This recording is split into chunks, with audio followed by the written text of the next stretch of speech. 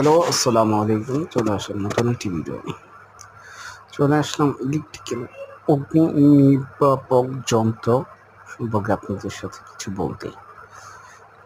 দেখতে পাচ্ছেন সাইনবোর্ডটাও অগ্নি নির্বাপক যন্ত্র ব্যবহার বিধি, ফায়ার এক্সটিংগার্স ইউজ,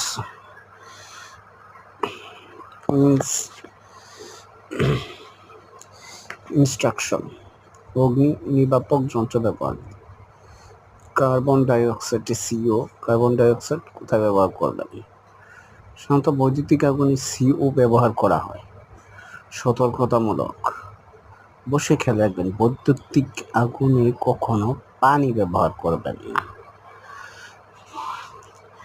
দেখতে পাচ্ছেন কিভাবে জিনিসটি খুলবেন।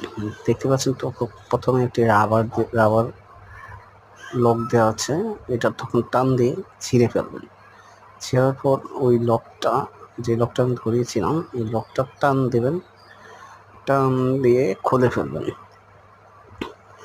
তারপর হোস পাইপটা খুলবেন। দেখতে পাচ্ছেন কিভাবে খুলছি। হোস পাইপটা খুলে আগুনের বরাবর ওই মুখটা এক হাতে ধরে রাখবেন। এটা এক হাতে ধরে এই হাতলে চাপ দিবেন, এই যে হাতলে চাপ দিবেন।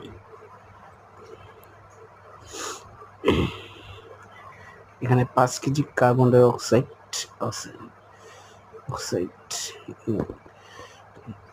অবশ্যই খেয়াল রাখবেন বৈদ্যুতিক আগুনে কখনো পানি ব্যবহার করিবেন না।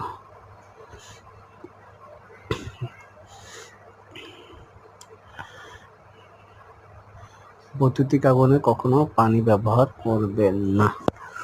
উপরে সেফটিটি দেখতেই পাচ্ছেন, সকল কিছু এখানে ধারণা দেওয়া আছে কিভাবে কাজ করে। বাতাসের অনুকূলে থেকে অগ্নি নির্বাপক যন্ত্রটি ব্যবহার করুন। বাতাস যে দিক থেকে আসছে ওই দিক থেকে বাতাসের অনুকূলে ব্যবহার করুন।